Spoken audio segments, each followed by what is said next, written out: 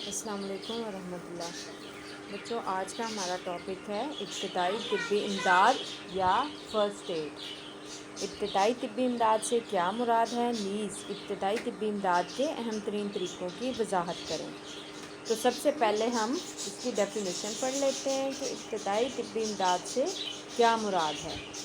ابتدائی طبی امداد سے مراد وہ امداد ہے جو حادثے کا شکار ہونے والے فرد کو ناگہانی یا ہنگامی صورت کے پیش نظر بہم پہنچائی جاتی ہے۔ ایک اور اس کی ڈیفینیشن ہے، ابتدائی طبی امداد فوری اور عارضی نگہداشت کا نام ہے جو اچانک بیماری یا کسی حادثے کی صورت میں متاثرہ افراد کو دی جاتی ہے۔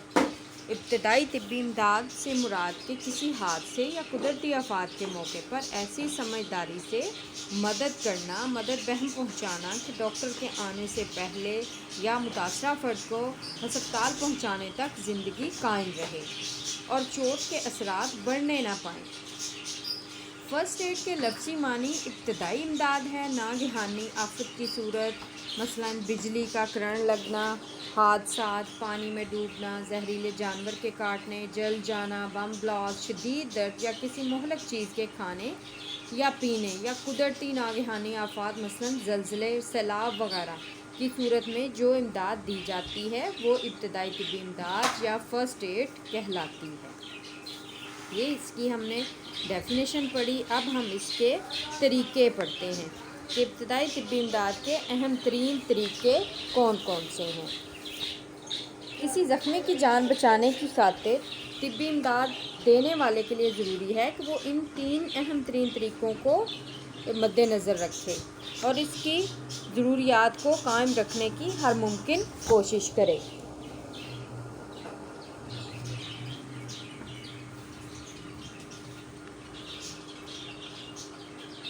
اور سہولیات کے پیش نظر انہیں انگریزی کے حرف ABC سے ظاہر کیا جاتا ہے۔ A سے کیا؟ ایئر وے یعنی ہوا کے راستے کا کھلا رہنا۔ B از فار بریتھنگ یعنی مناسب سانس کا قائم رہنا۔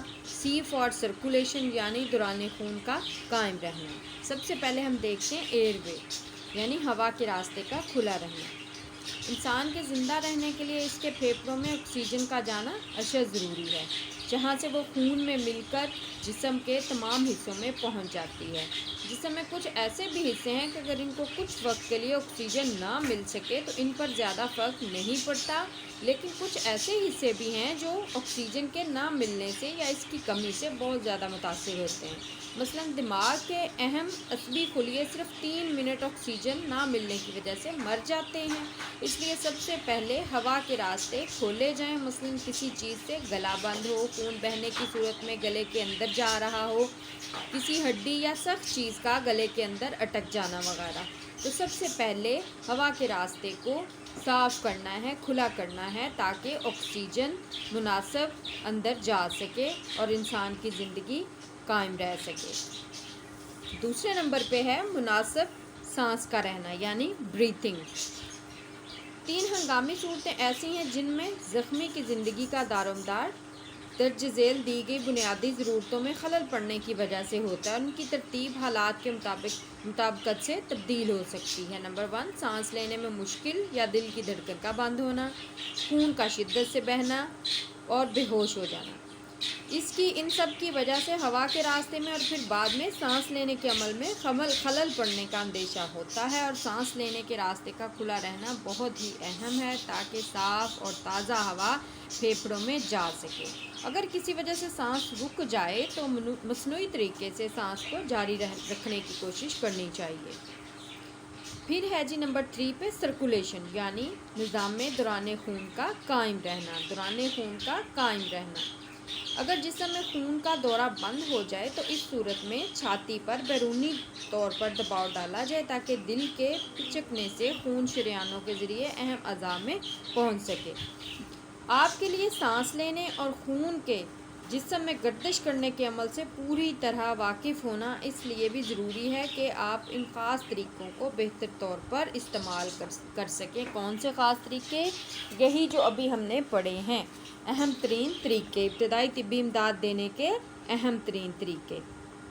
تو ان کا جاننا آپ کے لیے بہت ضروری ہے تاکہ آپ بہتر طور پر طبی امداد جو ہے وہ مریض کو دے سکیں۔ اب ہم پڑھتے ہیں فرسٹ ایڈر کی خصوصیات یا طبی امداد کے بنیادی اصول۔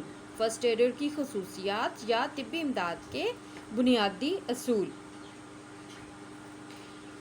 اب سب سے پہلے ہم بنیادی اصولوں کو دیکھ لیتے ہیں کہ سب سے پہلے کیا کرنا چاہیے کہ جس چیز سے نقصان ہوا ہے اس چیز کو، اس نقصان کے سبب کو دور کیا جائے، کہ جہاں تک ممکن ہو چوٹ یا حادثے کے سبب یا خطرے کو فوراً متاثرہ فرد سے دور کر دیا جائے تاکہ ضرب یا چوٹ کے اثرات بڑھنے نہ پائیں۔ اس کے بعد کیا کرنا چاہیے کہ مریض کو کھلی فضا میں رکھنا، کہ مریض کو تازہ اور کھلی ہوا میں رکھا جائے جس سے سانس لینے میں اسے آسانی ہو اور اس کے گرد جھمکٹا نہ لگایا جائے۔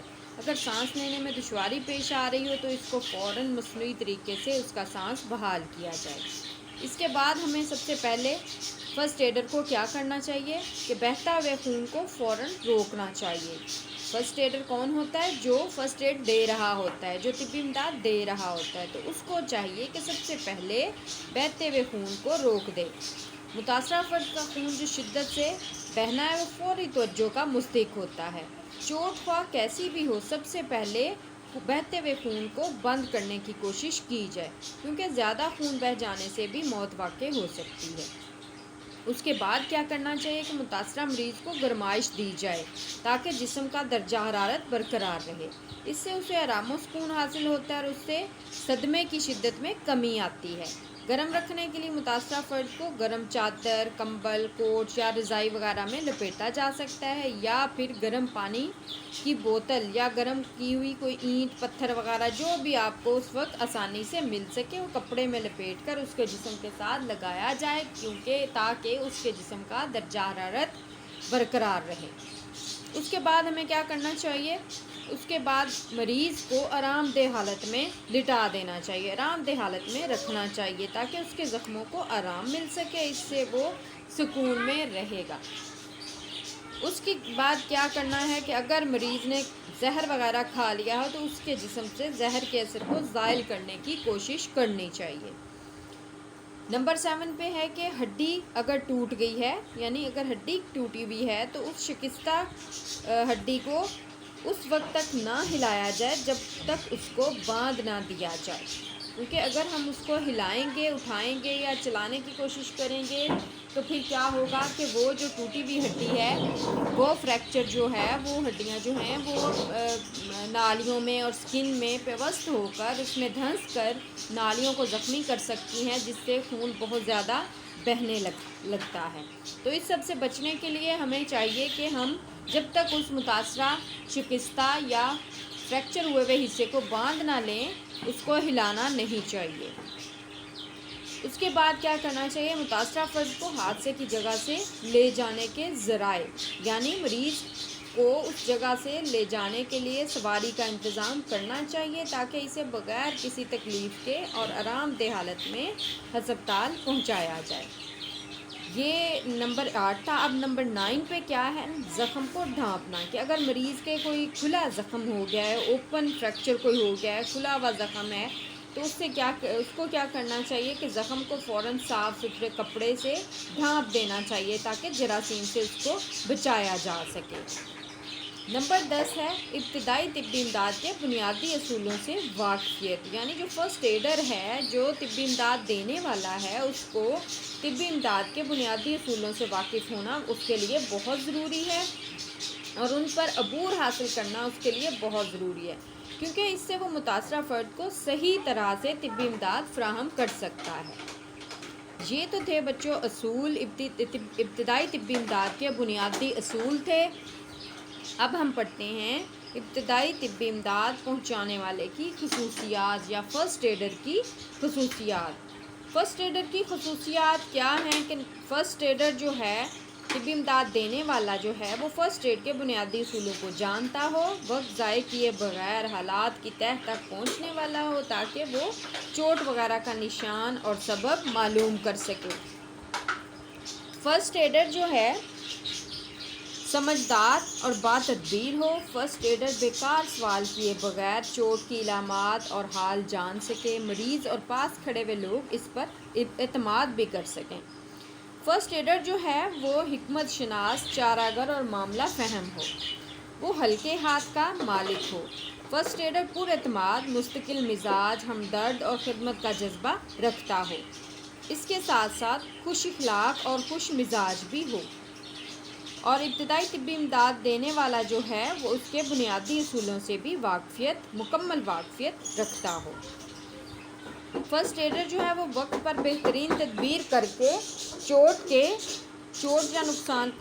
نقصانات کو بڑھنے نہیں دیتا۔ اگر کسی وجہ سے وہ اپنی پہلی کوشش میں ناکام رہے تو اپنی کوشش کو نہ چھوڑے، بلکہ اپنی کوشش اسے جاری رکھنی چاہیے، اور اس کے بعد اس کو فوراً مریض کو ہاسپٹل یا ڈاکٹر کے پاس پہنچانے کا انتظام کرنا چاہیے تاکہ مریض کی زندگی بچائی جا سکے۔ بچوں آج کے لیے اتنا ہی کافی ہے، کل انشاءاللہ ہم اپنا نیکسٹ ٹاپک پڑھیں گے۔ السلام علیکم ورحمۃ اللہ۔